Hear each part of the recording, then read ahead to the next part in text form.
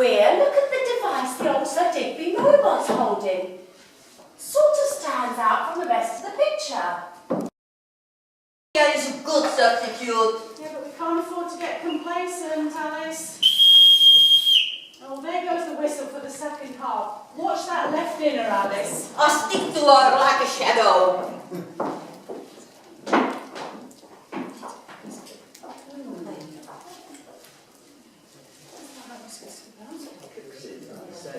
I say.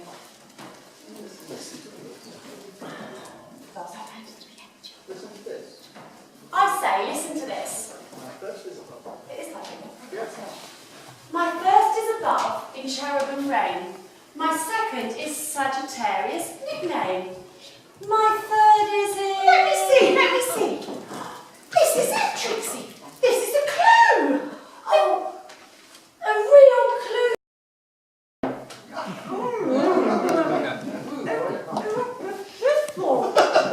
How wild they'd be if they could see us instead of swiping their keyboards. I suppose we've got to do some nervous. Really. Claire and the other mistresses are ready to lick her boots. But they'll soon change their tune when my next scheme comes into fruition.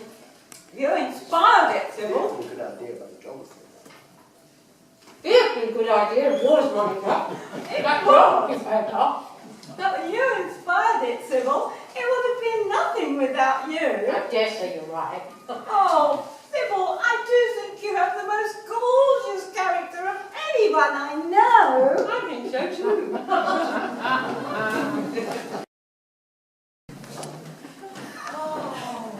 How's your shin, Alice? Oh, bruised like a thundercloud.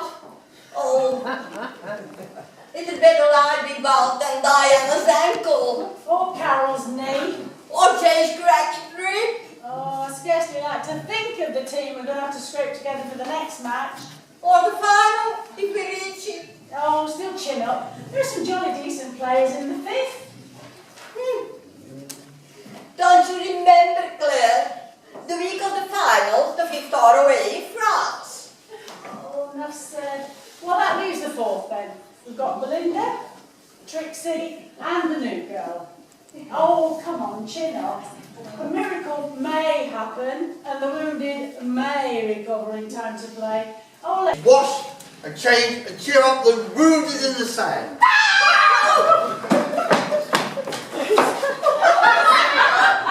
Mademoiselle, the melodramatics, scatterbrained French mistress of Grangewood. C'est abominable. You must listen very carefully. I will say this only once. A thief has been in the library and stolen a most valuable book. It is all my fault, n'est-ce pas? For I am on library duty this week. Stay on then, sir. Are you sure that the book has been stolen? Positive. I come in to see that all is well after this splendid hockey match. And I picked up on the shelf. Are you sure we can tell what sort of book it was? Oui, it was a red book. It belonged to your esteemed grandpère. It was about the stars and the heavens. Often I have come in here to look at it in wonder. I must go and see Miss Gibson and tell her what has occurred. I will come with you, mademoiselle, for this concerns me so much. See you in the sand. Oh, yes. Things are looking indeed very black for you, my beautiful girl.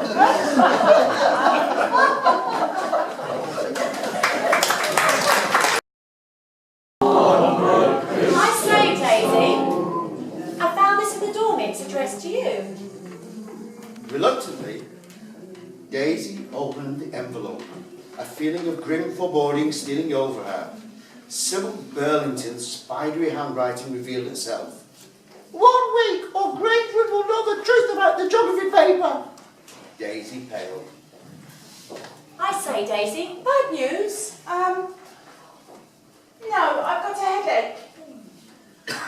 geography paper. How had it come to be in her desk? Daisy half suspected Sybil of the deed, except that the look of surprise on the girl's face seemed genuine. How she longed to make a clean breast of the affair to Miss Gibson or Claire, but who would believe the word of an elementary school girl in the face of such condemning evidence, and against that of a wealthy, beautiful, self-assured Grangewood scholar, especially one who desired her departure so keenly. But I can't leave Grangewood. I can't. I love it so. And Mother will be tremendously upset. I know. I'll destroy the geography paper. Yes, that's what I'll do. Why didn't I think of that sooner? Then nobody need be any the wiser. Good morning, girls. Good morning, Miss Gibson. Now to this morning's notices. As I'm sure you all know by now, in the match against Thorpehurst on Saturday, Grangewood won 6-3. Everyone cheers! Yay! A splendid effort by all concerned, which means that Grangewood will be going through to the semi-finals of the hockey championship. Now, several injuries were sustained by our players, so the first 11 will be on the lookout for substitutes for the next match, and maybe even the final if we reach that. Which means that the 4th and 5th form will have a chance to show their mettle. How topping! How scrummy! A list of the girls being considered will be placed on the school notice board. Now on to a more serious event. It's been brought to my notice that several girls, on their way to specialised music classes in the town, have been seen talking to boys from St Hugo's Grammar School. Now this must stop. Conversing and mingling with brothers, cousins and boys at supervised school events is perfectly in order. But this casual talking to grammar school boys, oh, this can do nothing but harm Grange. The window, putting aside the crutches. Daisy, Claire, Alice and Belinda take up their positions on the pitch.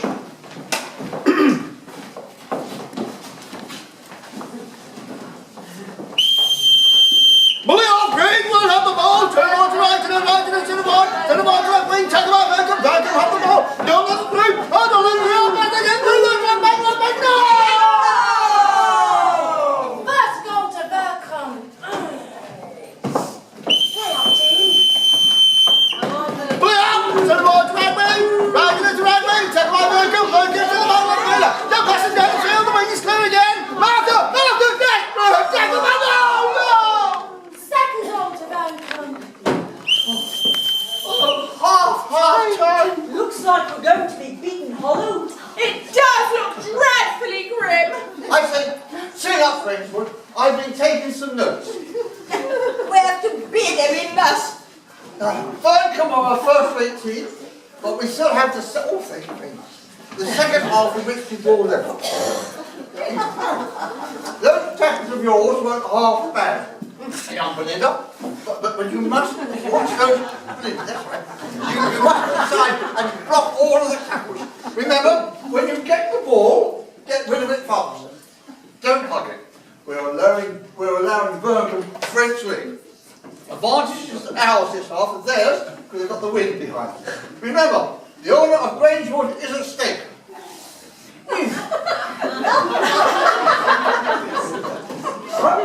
And with those words of play up, play hard and play the game, Play the game. Claire, Alice, Belinda and Daisy take their positions again. To the ball, to the left, to the left, to the back, to the ball, to the ball, to the left, to the Daisy, Daisy's got the ball! Oh, really, press out, move around, back to the left,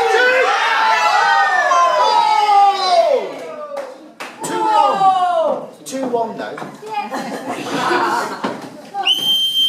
Berkham take the ball back on the left wing. Nice one, hello, down, close to the down, up to the ball, and back to the ball, and close, Mr. Dillon, saved by Cinema.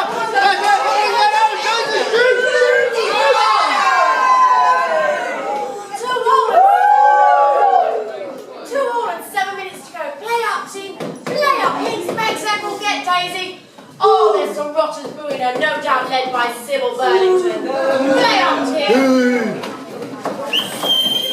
Send the boys riding, my big love working, Grangewood! Take her back there! Pass it out! Oh no, she's gone down the mud! Jim behind her! What is the name of the pitch? It's Daisy! Taking the ball up with your hand! Daisy! Shoot!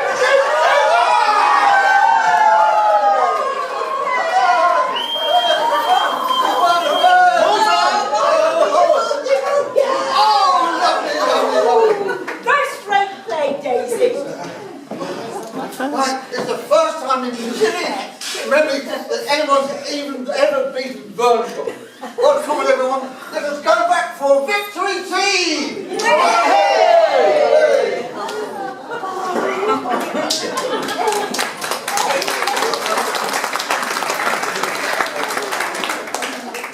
Daisy, are you not coming back to tea? No, Alice.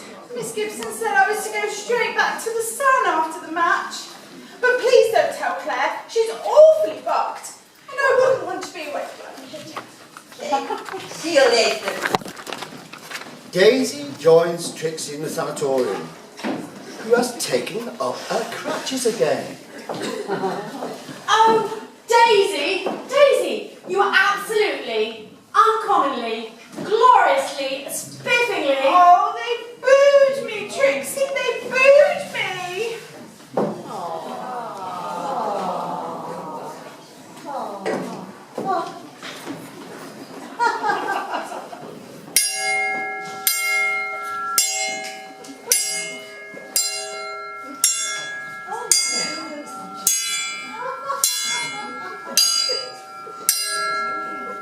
The clock chimes midnight. Daisy puts on a dressing gown and gets into bed. 2 hours after lights out, try as she might, Daisy could not sleep. The events of the day circled her brain, and the knowledge that largely due to her efforts in winning the hockey match, the school had been awarded a half-day holiday. It caused her to ponder even more upon the unworthy actions of those responsible for her present dismal plight. Outside, the wind howls, rattling the window panes, and sending the waves crashing and booming around the headlines. Mr. Thompson and Mr. Skablowski enter with a torch, which they shine on the ancestral portraits.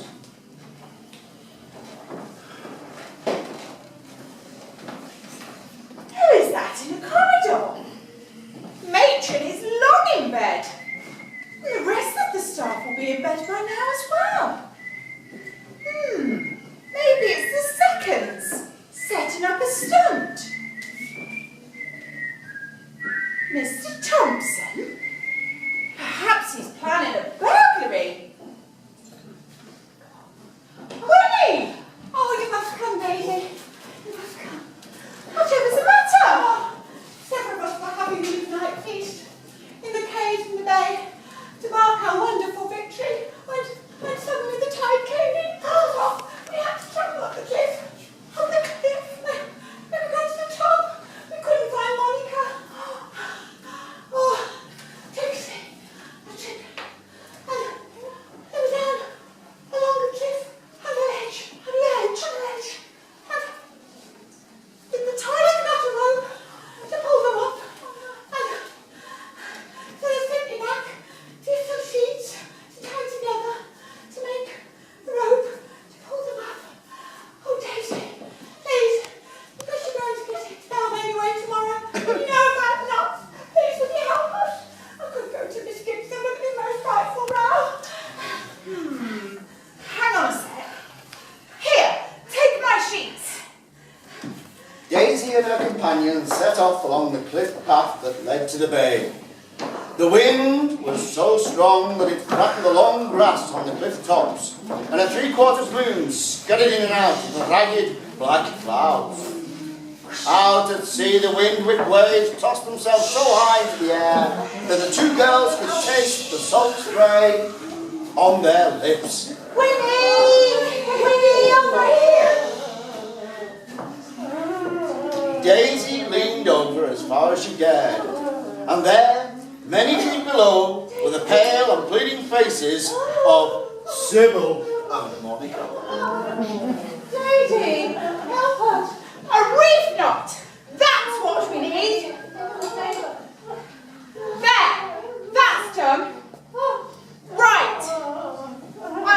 Sybil, Monica, I'm going to throw a line down to you. And I want you to grab hold of it, hold tight. Give us a tug, and then we're going to pull you up with all of our might. Okay. Do you understand? Yes, Daisy. Daisy lowered the sheets. A rock tied into the end as ballast, and presently she felt an answering tug. Slowly but steadily they hauled in the sheet.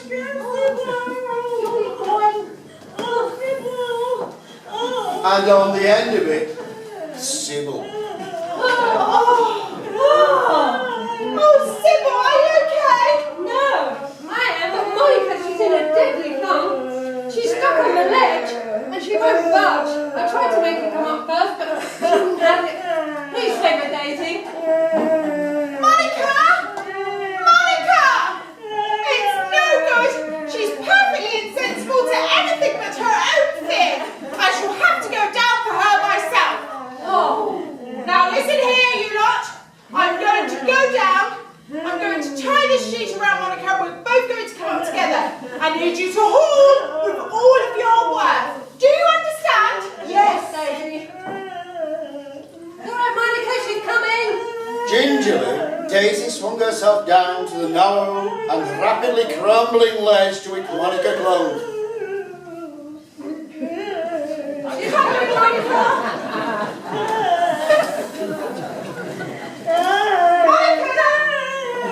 Monica, now listen here. Listen, I'm going to tie this sheet around your waist. And it'll make it it'll stop you from falling. And then I'm going to put my arms around you to make it even less likely that you fall. Do you understand? Monica, now listen here. If you don't do as I say, we're going to fall into that dreadful morass below. Do you understand now? Yes, Monica. Daisy tugged twice on the line, and slowly Monica began to be hauled up the cliff face. Daisy, frantically searching for hand and footholds so as to relieve the burden slightly on the others. She glanced downwards, just in time to see the ledge on which she and Monica had been lately standing disappear into the wild sea. Her heart skipped a beat, just the sea on the wind. Practically sweating blood, and almost at their last breath, Dora and Belinda and everybody hauled the now almost unconscious Monica to the top. Finally, Daisy herself was pulled to safety, whereupon they all collapsed. I say, we really ought to be getting back before we all die of pneumonia. I'm sorry, Daisy. I was in such a beastly fun. I wasn't feeling so heroic myself, Monica. Jolly decent of you to save us, Daisy. Anybody would have done the same, Sybil. Anybody. They stumbled along the cliff path back to school, exhausted in mind and body, especially Daisy, who after a week of sleepless nights wasn't sure whether or not all that had just happened hadn't been a dream. Daisy followed last to close the school gates behind the others. She paused for a final look at the silvery moon illuminating the unruly sea. Daisy Meredith, you were forbidden to leave the sands without my express permission. Have you no honour? Can I put no trust in you? Well, you will flout the rules of Grangewood no more. See me tomorrow morning at 9 o'clock in my study. Now, go to bed. Oh, it's no good. Nothing I ever do is right. I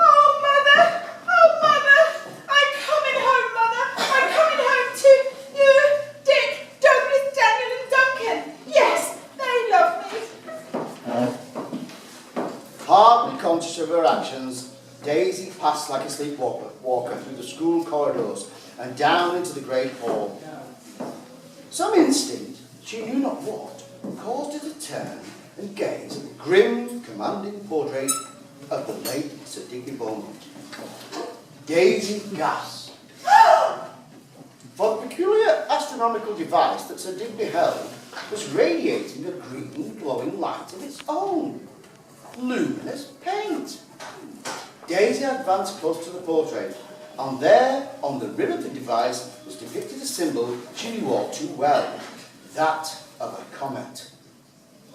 The hairy star, and beside it, graven in tiny letters, were the words, "This panel where the hairy star doth shine, conceals the treasure, press the symbol mine."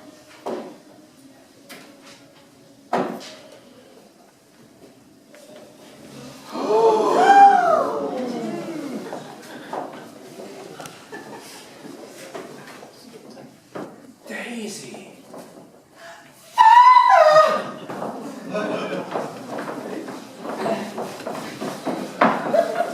We found the treasure!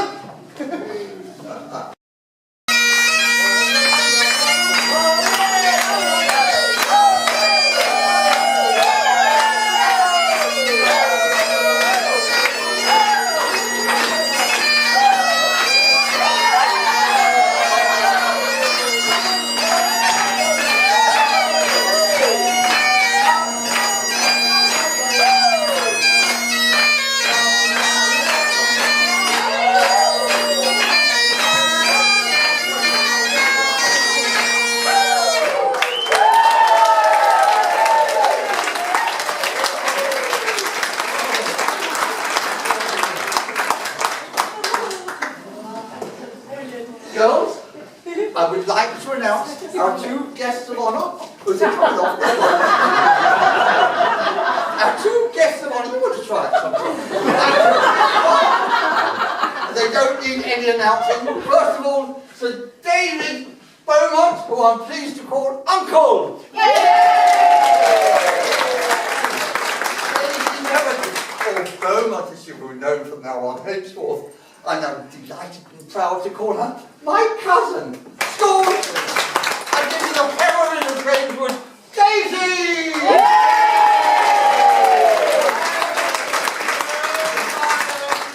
Sir David would like to say a few words to all of us. I'm not an experienced or even a good speaker at the best of times, of which this is one. But I will say that it has enabled me, with the fortune that we now have, I've also been managed to reacquaint myself with my daughter and my wife, reveal my true identity to them, and to keep Grangewood within the Beaumont family. Also, from some of the money, I'm able to reinstate a fresh scholarship so that another young secondary school girl will be able to come to Grangewood, and this will be known as the Daisy Meredith Scholarship.